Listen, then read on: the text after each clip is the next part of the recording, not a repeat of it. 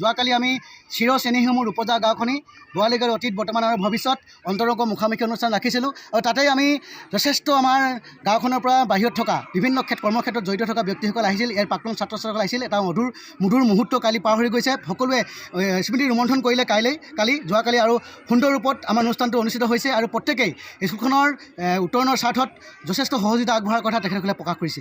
আজি ৰূপালী জয়ন্তীৰ বৰ্ষৰ যিটো দিন, এই দিনটোত যি মন্ত্ৰীগৰাকীয়ে যিটো এটা মন্তব্য কৰিলে যে খুব অতি শীঘ্ৰে কৰিব, আপোনালোকে আশাবাদী নেকি? আমি নিশ্চয়কৈ আশাবাদী।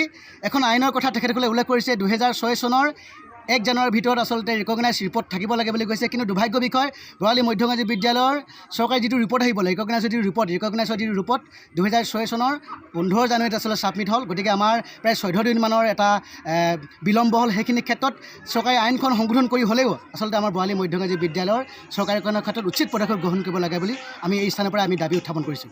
যথেষ্ট আমি কাৰ্যসূচী ৰাখিছিলোঁ। আমাৰ 3 দিনৰ বিস্তৃত কাৰ্যসূচীত বাৰেৰহণীয়া সাংস্কৃতিক শোভাযাত্ৰাকে প্ৰমুখ কৰি আমাৰ মুকলি সভাত আমি যথেষ্টকেইজন গণ্যমান্য বিশিষ্ট ব্যক্তিক আমন্ত্ৰণ জনাইছোঁ। তেখেতসকলে খন্তেক সময়ৰ পিছতে আমাৰ মাজত পদাৰ্পণ কৰিবহি।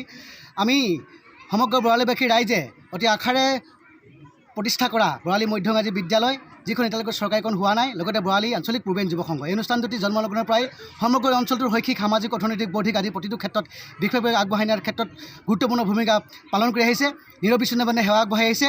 গতিকে এইখিনি ক্ষেত্ৰত এই অনুষ্ঠান যদি শ্ৰীবৃদ্ধিৰ স্বাৰ্থত আমি ৰাইজৰ পৰা তথা সমাজৰ পৰা আমি নিশ্চয়কৈ আশীষ বিচাৰিব লাগিব। ৰাখিছিলোঁ যোৱাকালি আমি চিৰ চেনেহীসমূহ ৰূপজা গাঁওখনি বোৱালিগড় অতীত বৰ্তমান আৰু ভৱিষ্যত অন্তৰংগ মুখামুখি অনুষ্ঠান ৰাখিছিলোঁ আৰু তাতেই আমি যথেষ্ট আমাৰ গাঁওখনৰ পৰা বাহিৰত থকা বিভিন্ন কৰ্মক্ষেত্ৰত জড়িত থকা ব্যক্তিসকল আহিছিল। ইয়াৰ প্ৰাক্তন ছাত্ৰ ছাত্ৰীসকল আহিছিল। এটা মধুৰ মুহূৰ্ত কালি পাৰ হৈ গৈছে। সকলোৱে স্মৃতি ৰোমন্থন কৰিলে যোৱাকালি আৰু সুন্দৰ ৰূপত আমাৰ অনুষ্ঠানটো অনুষ্ঠিত হৈছে আৰু প্ৰত্যেকেই স্কুলখনৰ উত্তৰণৰ স্বাৰ্থত যথেষ্ট সহযোগিতা আগবঢ়াৰ কথা তেখেতসকলে প্ৰকাশ কৰিছে।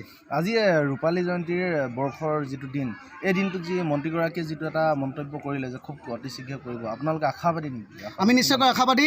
এখন আইনৰ কথা তেখেতসকলে উল্লেখ কৰিছে। 2006 চনৰ 1 জানুৱাৰীৰ ভিতৰত আচলতে ৰিকগনাইজ ৰিপৰ্ট থাকিব লাগে বুলি কৈছে। কিন্তু দুৰ্ভাগ্য বিষয়, বৰালি মধ্যংগী বিদ্যালয়ৰ চৰকাৰী যিটো ৰিপৰ্ট আহিব লাগে ৰিকগনাইজৰ যিটো ৰিপৰ্ট 2006 চনৰ 15 জানুৱাৰীত আচলতে ছাবমিট হ'ল। গতিকে আমাৰ প্ৰায় 14 দিনমানৰ এটা বিলম্ব হ'ল। সেইখিনি ক্ষেত্ৰত চৰকাৰী আইনখন সংশোধন কৰি হ'লেও আচলতে আমাৰ বৰালি মধ্যংগী বিদ্যালয়ৰ চৰকাৰীকৰণৰ ক্ষেত্ৰত উচিত পদক্ষেপ কাৰণে 656টা পৰিয়ালে বসবাস কৰা সৰ্ববৃহৎ বৰালি গাঁওখনে সকলো দিশত আগবঢ়াই নিবৰ ক্ষেত্ৰত আমি সকলোৰে পৰা সহায় সহযোগিতা দিহা পৰামৰ্শ আমি একান্ত কামনা কৰিছোঁ। যিহেতু এই বৰালি